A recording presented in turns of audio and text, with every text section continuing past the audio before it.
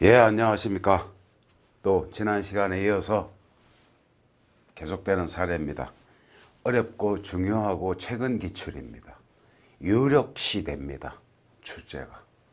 그리고 종래, 판례 등에서 서시되지 않았던 새로운 법리, 민법과도 관계가 있는 아주 오늘은 첫 번째부터 큰 주제가 만났습니다. 한번 사안 파악해 보시죠. 사회행위 취소의 방법으로 사회방지 참가가 가능한지 요 좀 편집상의 실수가 있는 것 같아요. 우리가 선회해서 읽습니다. 사회행위 취소의 방법으로 사회방지 참가가 가능한지에 대하여 갑의 을에 대한 대물변제 예약에 기한 소유권 이전 등기 청구의 소송 계속 중 그의 채권자인 병이 갑을 상대로 사회행위 취소를 주장하면서 위 대물변제 예약의 취소를 구하는 사회방지 참가 신청을 한 상황을 염두에 두시오. 문제는 아마 그럴 겁니다. 사회방지 참가를 했는데 그 참가가 적법하냐 아니면 부적법하냐 라는 질문일 겁니다. 그죠? 예, 처음 나왔으니까 법전 한번 열어보겠습니다. 79조입니다. 독립당사자 참가.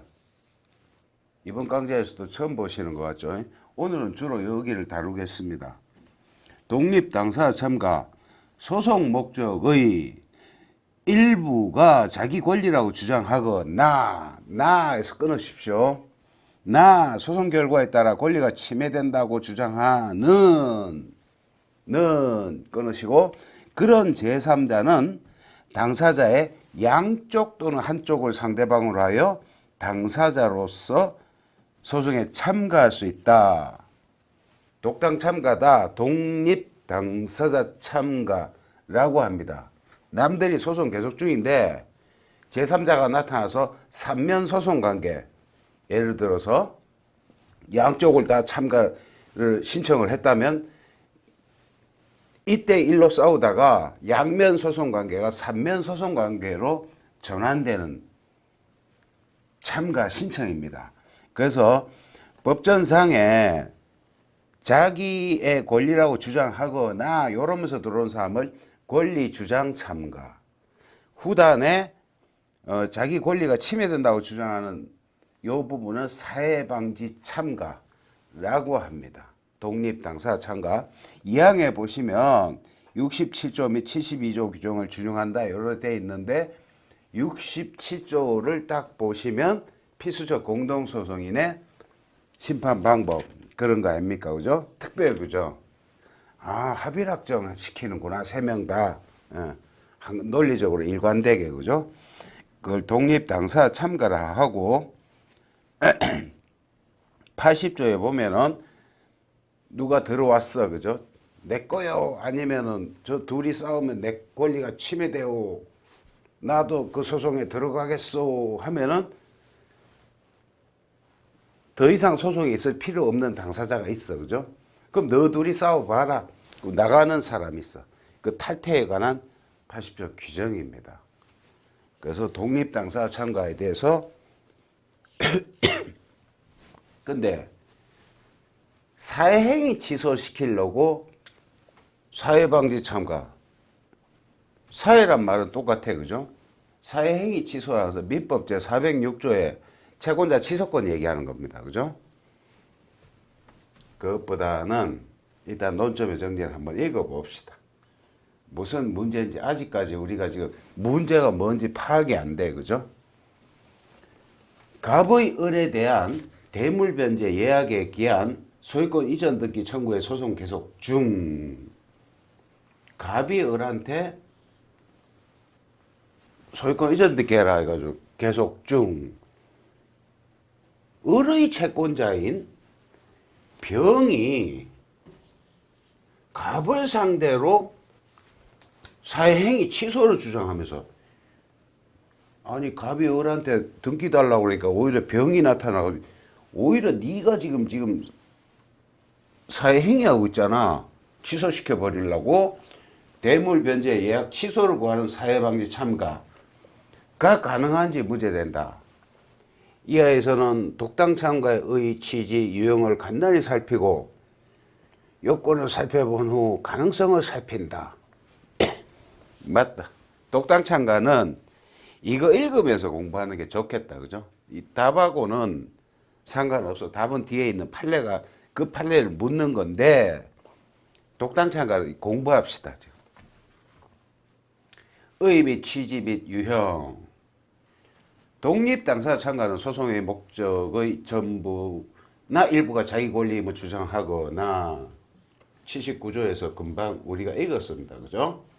소송 결과에 의하여 권리 침해를 받을 것을 주장하는 제3자가 당사자 소송에 참가하여 3당사자 사이에 서로 대립하는 권리 또는 법률 관계를 하나의 판결로서 서로 모순 없이 일시에 해결하는 것이다.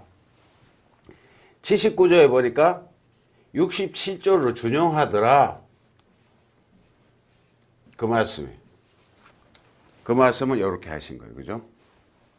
67조를 준용하니까 우리가 금방 확인했던 것처럼 이에는 소송의 목적의 전부나 일부가 자기 권리임을 주장하며 참가하는 권리주장 참가와 소송 결과에 의해 권리 침해 받을 것을 주장하며 참가하는 사해방지 참가 두 가지가 있다. 요건 봅시다. 당연하죠. 타인 간의 소송이 계속돼야 돼. 그죠? 예, 뭐 상고심에서 됐습니다. 사해방지 참가에서 참가 이유, 소송 결과에 따라 참가인의 권리되는 다고 주장하면서 내 권리가 침해되잖아. 예, 넘어가겠습니다. 읽으시면 충분하십니다. 소의 병합 요건 당연히 동정 절차 공통 관할 건 그죠? 주관적 병합이 되니까 당연히 객관적 병합은 따라오더라. 동정 절차 공통 관할. 소송 요건 구비해야 되고 문제는 이 판례를 물으신 거예요. 그래서 이 판례를 천천히 뜯어보면서 저 문제를 해결합시다. 판례는 사안과 같이 원고가 피고에 대하여 대물변제 약정을 청구 원인으로 하여 피고 소유 건물에 대한 소유권 이전 등기를 청구하고 있고 독립 당사자 참가인 사안에서 병은 대물변제 약정이 그 약정이 사회행위에 해당한다는 민법제 406조 채권자 취소권 사회행위에 해당한다는 이유로 원고에 대하여 사회행위 취소를 청구하며 독립 당사자 참가 신청을 한 사안에서 판시하기를 채권자가 사회행위 취소와 함께 수익자 또는 전득자로부터 책임재산의 회복을 명하는 사회행위 취소의 판결을 받은 경우 취소의 효과는 민법 얘기입니다. 여기서부터는 사회행위 취소의 효과가 사회행위는 채무자를 피고로 하지 않고 수익자 또는 전득자를 피고로 하지 않습니까? 그죠? 채무자를 수익자로 했다면 피고 적격 흠결로 각하됩니다. 그죠? 취소소송에서 수익자 또는 전득자 상대로 너 둘이 지금 사회행위를 한 거야. 사회행위, 사회의사가 다 추정이 돼. 그래서 내가 그거 취소하고 원상 회복시켜 버릴 거야. 그래서 채무자에게 돌려놔.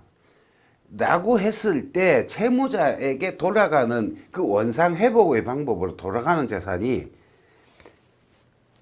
채권자 취소권 행사의 효과로서 채무자의 재산이 되는 게 아니라 총채권자의 공동담보라는 거죠.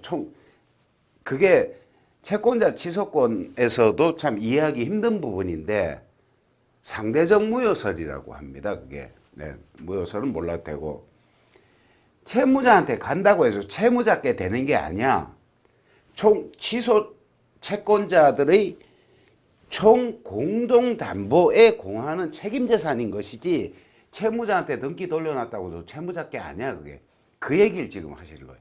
그렇기 때문에 결국 부적법 하다는 결론으로 가게 되는데, 그러니까 민법의 채권자 취소권에 대해서도 잘 알아야 되고 민소법의 독당 참가의 법리도 알아야만 맞출 수 있는 문제. 그래서 이게 판례 번호가 12로 돼 있는데 아마 14년도에 선고된 판례로 제가 알고 있습니다. 근데 바로 14년에 선고된 판례를 15년 법원에서 탁 던진 거예요. 굉장히 그죠? 최근 판례죠. 그 당시만 해도. 그래서 우리도 기다리고 있는 문제입니다. 계속 받은 경우, 여기 그런 경우 취소의 효과는 채권자와 수익자 또는 전득자 사이에만 미치므로 수익자 또는 전득자가 채권자에 대하여 사행위 취소로 인한 원상 회복 의무를 부담하게 될 뿐,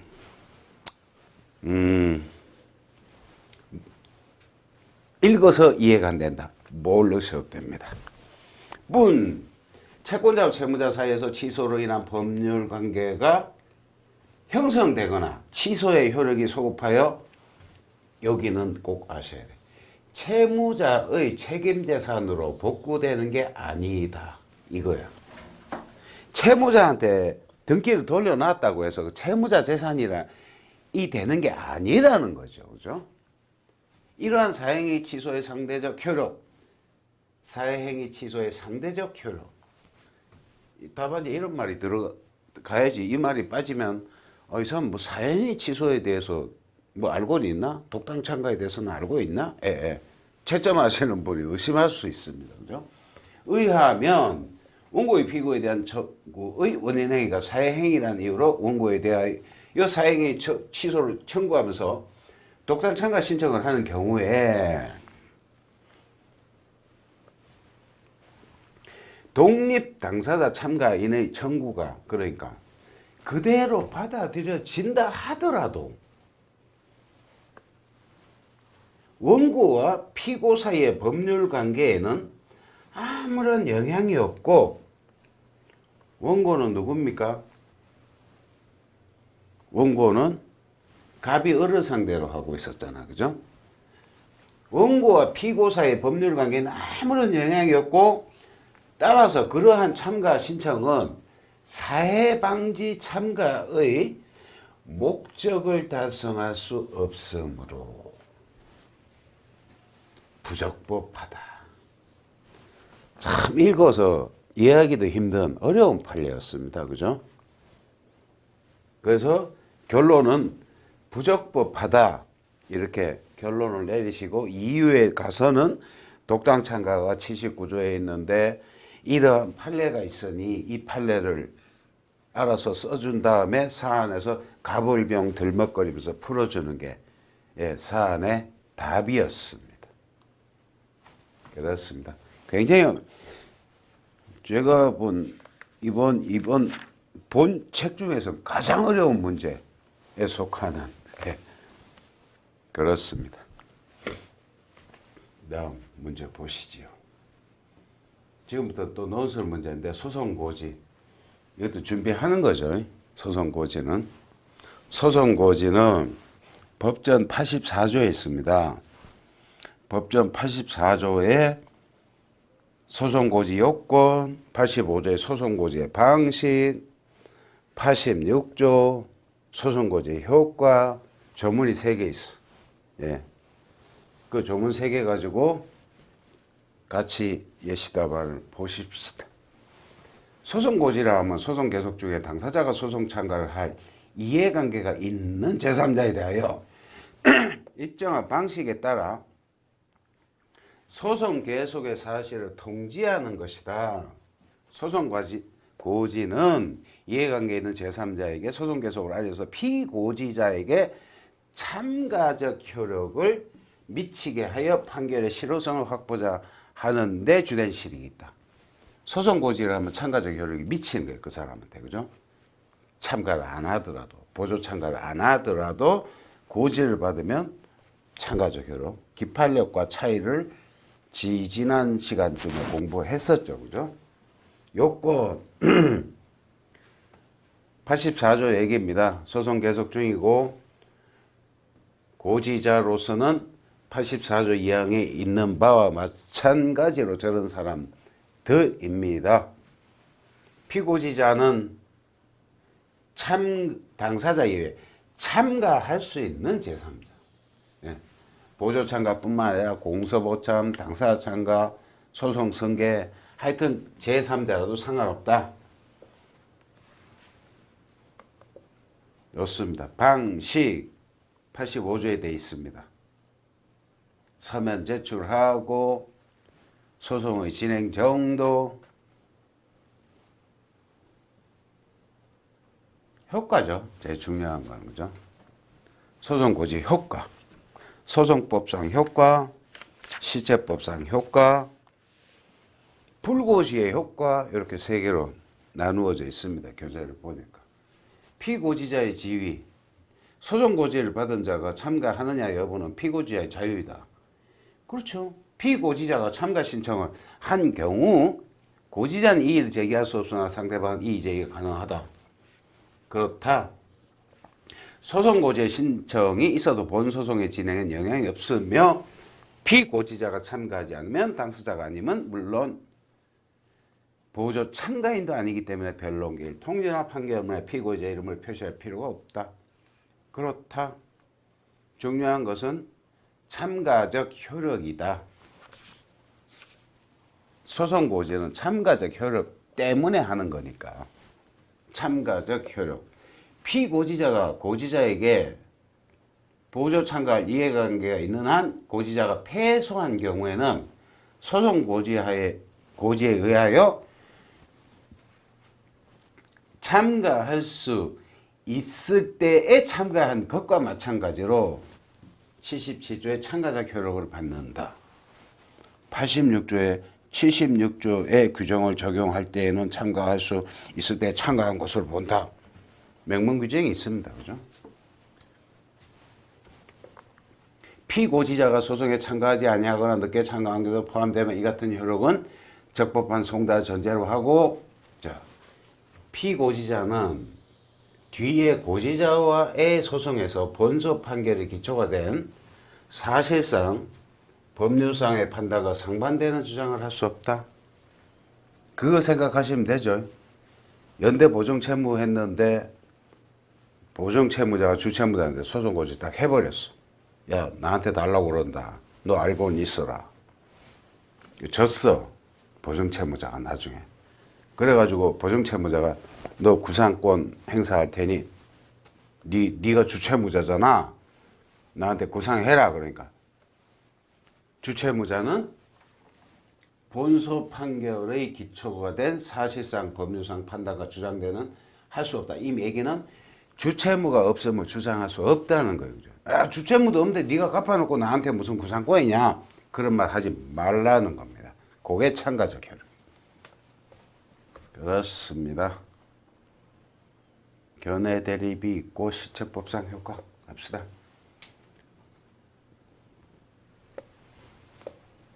시효 중단의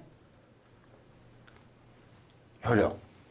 우리 법은 엄수표법에는 이렇게 있는데 민법상 최고로서의 효력은 인정해 준다. 민법상 최고 독촉한다는 뜻이죠. 174조에 있습니다. 최고로서의 그 정도 시효 중단의 효력을 인정한다.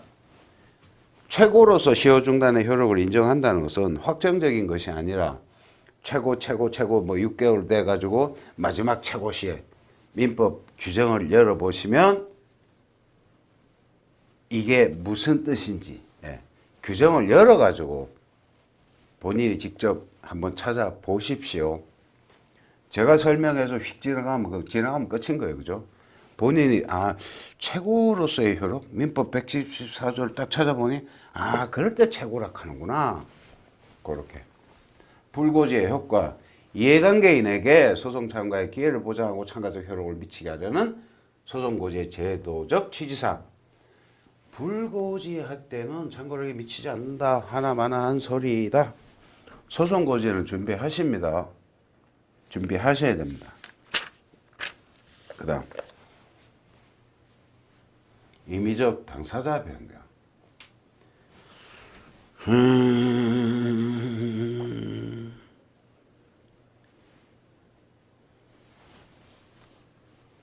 출제된 연도를 보면 2004년입니다. 그죠?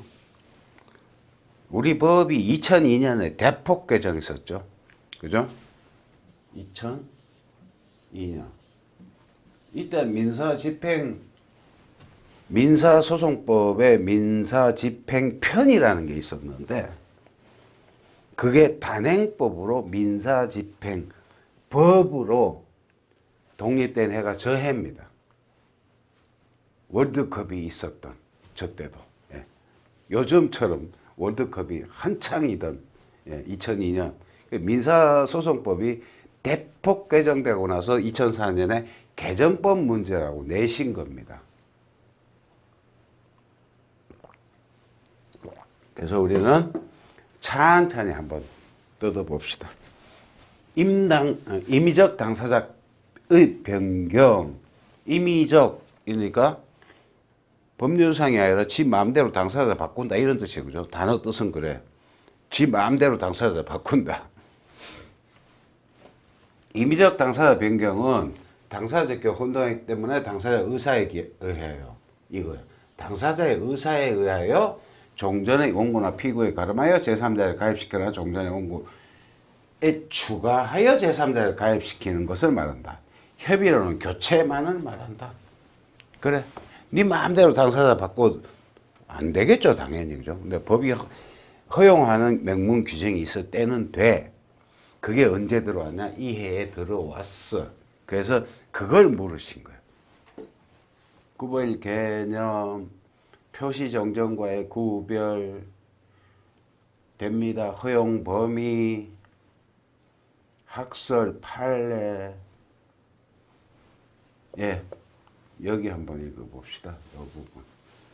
대부분은 당사자 동의성이 유지되는 표시 정정만 인정하고 임의적 당사자 변경은 원칙적으로 안 된다고 그럽니다. 표시 정정으로 본 거에는 우리가 아는 것처럼 사망한 자와 상속인, 학교를 대표자로 변경한 경우. 학교하고 대표자? 학교 법인 상대로 해야 되잖아. 그죠? 근데 당사자 표시 정정을 해주더라. 정식 명칭으로 바꾸는 경우이고, 그게 이제 정식 명칭이라는 게 그거예요. 학교 법인 누구누구 이래야지. 아니 뭐 대표자에 동일하게 본다. 불어되는 경우로는 아들에서 불어 변경한 경우, 부재자 재산관리인에서 부재자로 바꾸는 경우, 이거는 되지 않는다.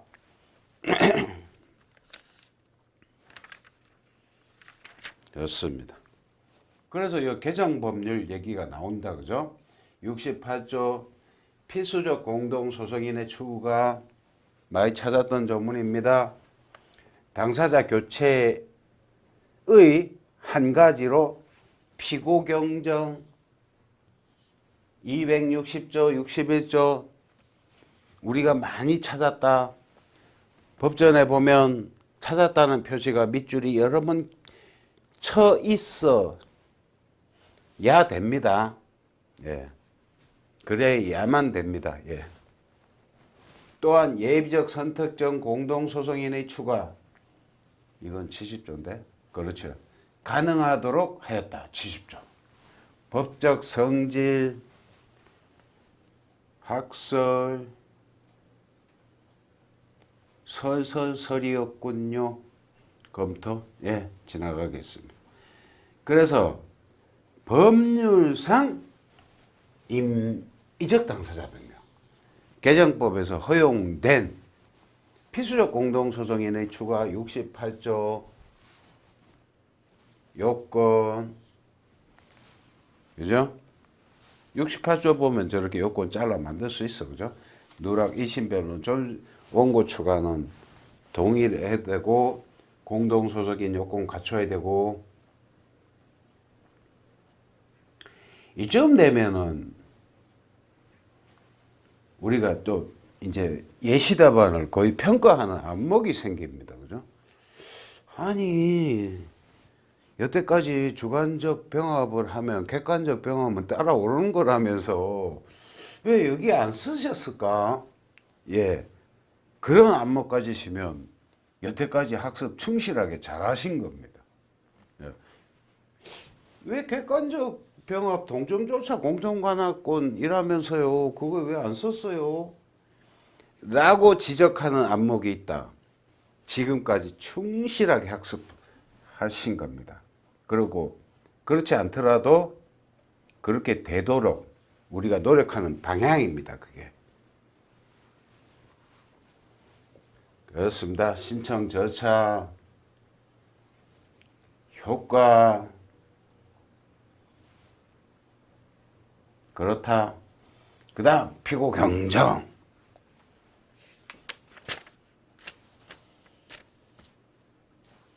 피고 경정, 예, 다 압니다. 그죠? 요건, 요렇게 했는데, 요거 한번 260조에 보면은 판례를 저렇게 소개를 해 놓으셨는데, 판례는 청구 취지나 청구 원인의 기재 내용 자체로 보아 원고가 법률 평가를 그르치거나 또는 법인격의 유무에 착오를 일으킨 것이 명백하여 피고를 잘못 지정한 것이 이에 해당하고 위의 증거조사의 결과 판명된 취지로서 경정 요건을 줬게. 읽어도 참 무슨 말인지 이게 손에 잡히질 않아. 그죠? 요거는 꼭 기억하십니다.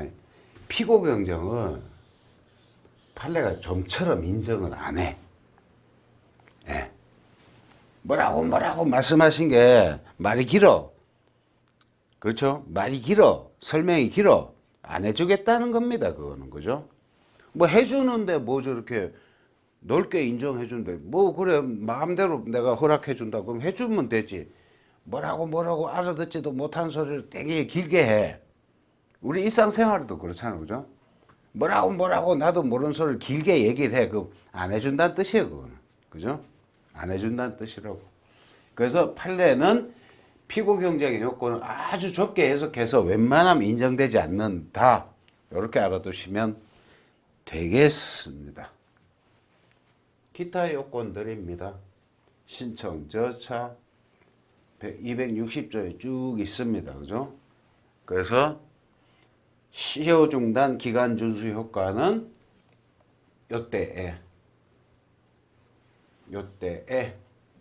경정 신청서 제출 시 우리가 15년 법무사 기출문제를 풀면서 당사자 표시정정과 피고경정을 각각 비교 약수를 하라 그래 놔놓고 시효 중단이 당사자 표시정정이라면 애초 소송 제기 당시로 발생하지만 시효 중단이 근데 그걸 만약에 피고 경정을 했다면 경정 신청서 제출할 때 그때의 시효 중단의 효과가 생기더라. 그런 차이점을 사례에서 푼 기억이 납니다. 여러분도 나셔야 됩니다. 지금쯤이면. 예. 충실하게 본 강좌를 따라오셨다면 그 정도 기억은 나셔야 된다고 저만 생각하나요? 예, 좋습니다.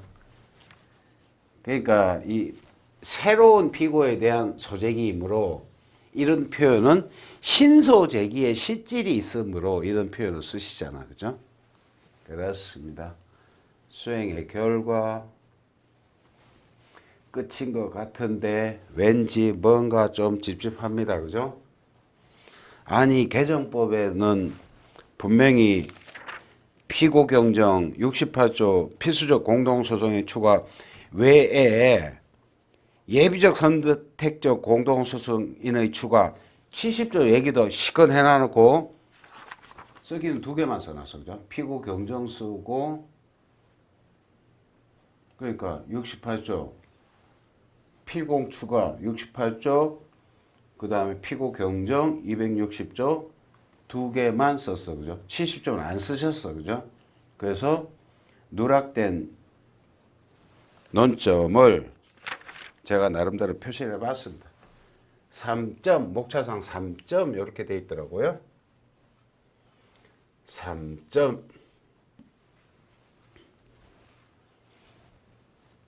법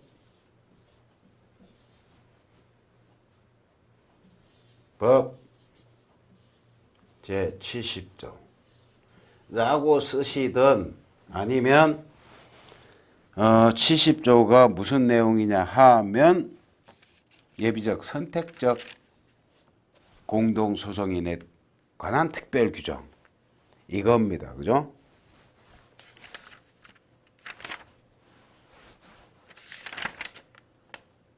예비적 선택적 공동소송 인의 특별 규정인데 70조에 보면은 블라블라블라 해놔놓고 양립할 수 없는 경우에는 1항 후단부에 보면 67조 내지 69조를 준용한다. 그럼 67조가 준용된다는 얘기인데 67 내지 69라고 그랬어. 그죠? 법전에 보면 반드시. 그러면 68이 들어가는 거야. 그죠? 여기는 68이 들어가는 거야. 68의 내용이 필공 추가잖아. 그죠? 그러면 예비적 선택적 공동소송인에 대한 추가도 가능하다는 얘기잖아. 그죠? 그 얘기는 여기다 써주는 거. 예시답안이 지금 빠져 있어. 그죠? 앞에서 말씀하시고 뒤에는 또 누락이 돼 있어. 그렇습니다. 그래서 예시답안하고 법전을 좀 이렇게 왔다 갔다 하면서 이렇게 70조를 보고 68조 준용하는데 필공 추가되는데 예. 이런 안목을 자꾸 키우면서 공부하는 게 수학 공부가 쉬워집니다. 그렇게 하면 나중엔 정말 전국에는 법전만 주면 거의 모든 게 해결되는 그런 지향점을 향해서 우리가 가는 겁니다. 책으로 시험 치겠다. 굉장히 소박한 발상이세요. 책을 다 외워버리겠다. 그게 가능할까요? 저는 안 가능하던데.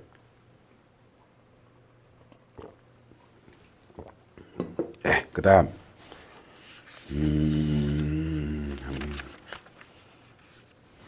136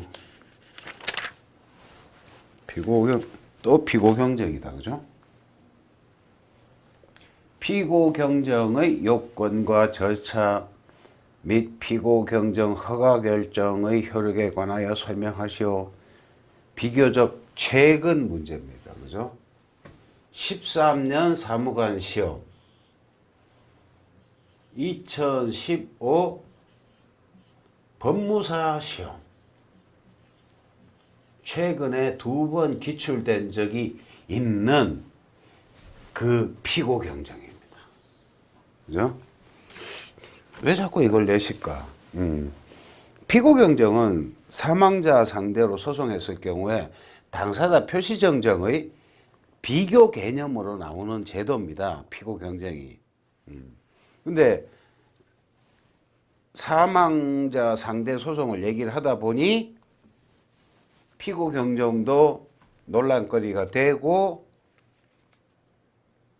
사망자가 예를 들어서 소송 계속 중에 사망했을 경우는 중단 수계의 문제이니 그 또한 요즘에 많이 논의가 되더라.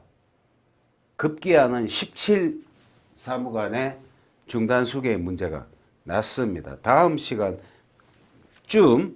언제쯤 이제 17기초를 풀이하는 우리가 그런 시간을 갖도록 하겠는데요. 17년도 그 문제가 났어. 그죠?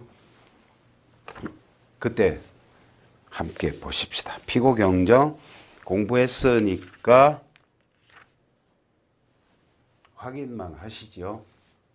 그게 임의적 당사자 변경에 들어가는 거다. 개정법에는 이렇게 됐고 앞에서 읽은 문제 거의 겹칩니다. 그죠? 법적 성질은 서서설이 있다. 피고 경정 260조. 그러니까 이 조문을 원고가 피고를 잘못 지정한 것이 분명한 경우에 교체하는 걸 말한다. 그래가지고 요 문헌을 핑계로 피고 경쟁의 요건을 판례는 되게 좁게 해석한다. 웬만해서는 안 해준다. 피고 경쟁 안 된다. 그리고 잘 모르면 그냥 피고 경쟁은 원래 잘 안 되는 거다. 이렇게만 알고 있어도, 예. 그 판례 또 나올 겁니다, 여기. 명백할 것. 여기 또 나왔다, 그죠? 피고를 잘못 지정한 것이 명백해야 돼. 청구 취지나 청구 원인의 기재 내용 자체로 보아 원고가 법률적 평가를 거르치는 등의 이유로 피고 지적이 잘못된 것이 명백하거나 법인격 유무에 관한 착오를 일으킨 것이 명백한 경우 등을 말하고 피고로 되어야 할 자가 누구인지를 증거조사를 거쳐 사실을 인정하고 그 인정 사실을 터잡아 법률 판단을 해야 인정할 수 있는 경우는 이에 해당하지 않는다. 그하여 피고 경정의 요건을 접히고 있다. 그러나 다수설은 넓게 인정하자. 그건 다수설이고, 예. 다수설 생각이고, 그거는. 우리는 뭐 다수설 이런데 이렇게 말려든다든지 전혀 그럴 필요 없습니다. 유권 해석을 확실하게 대법원의 법정 의견은 이거다. 그래서 판례를 중심을 잡고 가야지 다수설이 뭐 소수설이 뭐 예, 그건 다수설 생각입니다. 그리고 답안지 쓰지도 않습니다. 그런 얘기는 판례만 씁니다. 절차가 있고요. 효과가 있습니다. 좋습니다. 소송물의 양도, 특정 승계에 관하여 설명하시오. 2005년 여기서는 조문을 하나 읽고 지나가도록 하겠습니다. 81조하고 82조인데요. 일단 법전을 한번 읽고 이 예시담안을 한번 훑어보도록 합시다. 81조입니다. 81조.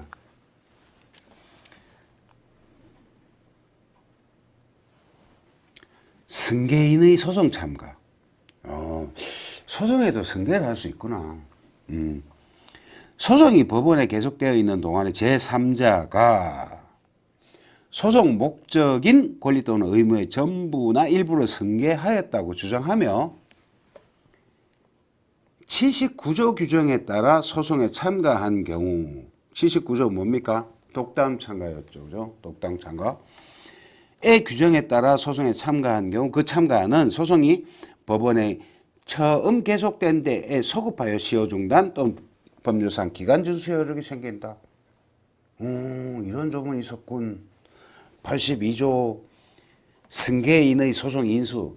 예, 다음 문제까지 계속됩니다. 81조하고 82조 가지고 요번 문제, 다음 문제까지 예, 하게 됩니다. 그래서 81조도 같이 읽어보시지요. 82조입니다. 승계인의 소송 인수. 소송이 법원에 계속되어 있는 동안에 제3자가 소송 목적인 권리 또는 의무의 전부나 일부를 승계한 때에는 법원은 당사 신청에 따라 그 제3자로 하여금 소송을 인수하게 할 수 있다. 이런 제도도 있습니다. 2항에 보니까 법원은 제1항의 규정에 따른 결정을 할 때는 당사자와 제3자를 신문하여야 한다. 반드시 신문해라. 3항 제1항의 소송 인수의 경우에는 제80조의 규정 가운데 80조를 딱 보니까 독당 참가해서 탈퇴하는 경우 예, 그런 경우 있다고 했죠. 그죠? 너들끼리 싸워봐라 하고 종전의 원피고는 나갈 수도 있어. 예, 둘이 싸우다가 누가 들어와서 내 거다 그러니까 그럼 너 둘이 싸워라. 난 나가겠다. 예, 그게 80조 규정이에요. 제1항의 소송 인수의 경우에는 80조의 규정 가운데 탈퇴 및 판결의 효력에 관한 것과 81조의 규정 가운데 참가의 효력에 관한 것을 준용한다. 그렇다. 80조에 보니 독당 참가 탈퇴했어. 너둘이 싸워봐라. 나는 가겠다. 그래도 집에 간 사람한테도 판결의 효력이 미친다는 겁니다. 그죠? 여태 싸우다가 누가 들어왔어. 그래? 그럼 난 너 필요 없겠다. 너둘이 한번 해봐라.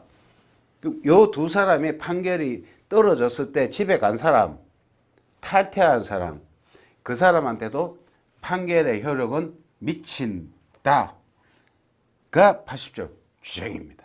잘 읽어보시면. 그렇습니다. 특정승계에 관해 설명하시오. 개념. 특정승계란 소송 계속 중에 권리관계에 관한 당사자적 격이 특정적으로 제3자에게 이전됨으로써 소송을 인계받게 되는 경우를 말한다.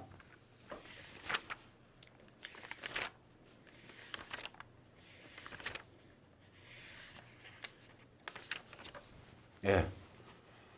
소송 계속 전의 승계인은 승계인이 아니다. 당연하죠. 그죠? 소송 계속 후의 승계인은 판결의 효력이 미치므로 소송 승계를 인정할 필요도 없어. 그죠?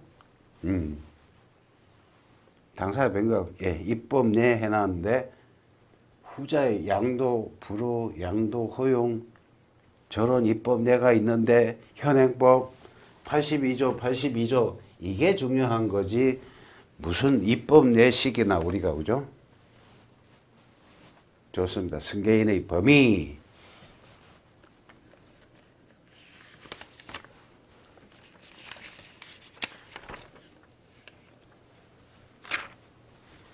소송물 자체의 승계인, 소송물 자체를 소송 중에 승계한 자는 소송물의 채권, 물권 불문하고 승계인에 포함된다. 예컨대 소유권 확인의 소후 계속 중 원고로부터 소유권 양수인, 채권의 이행 청구에 관한 소송 계속 중 원고로부터의 채권 양수인, 채권의 이행 청구에 관한 소송 계속 중 피고로부터의 채무의 면책적 인수인, 그런 경우가 소송물 자체의 승계인이 되겠다. 계쟁물 승계인.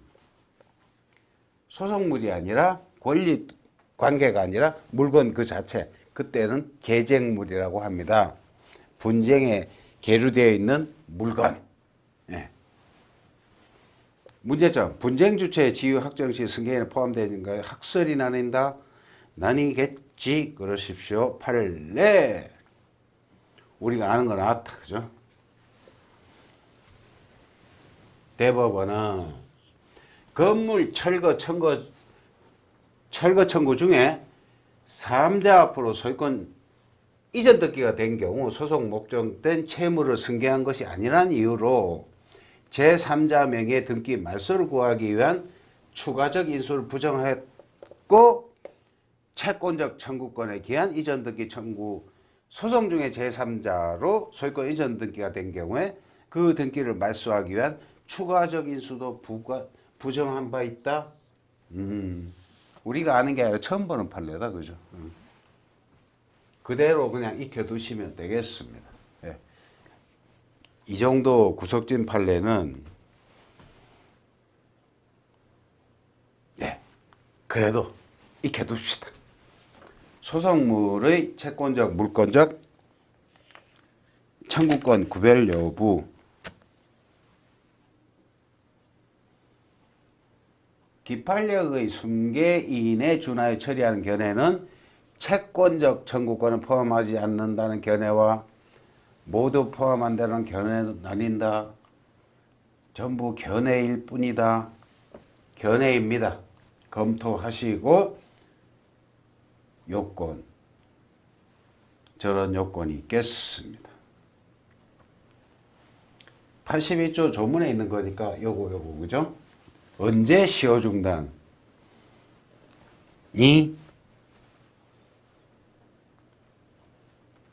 생기느냐?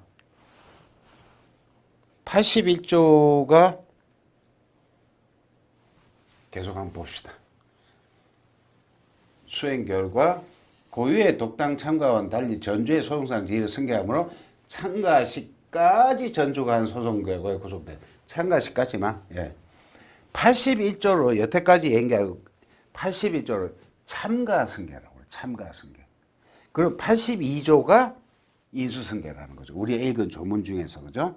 82조를 참가승계라 하고 82조를 인수승계라 하니, 인수승계는 다음에 문제가 하나 또 있더라 해서 요거는 다음 시간에 또 하도록 그렇게 하겠습니다. 예.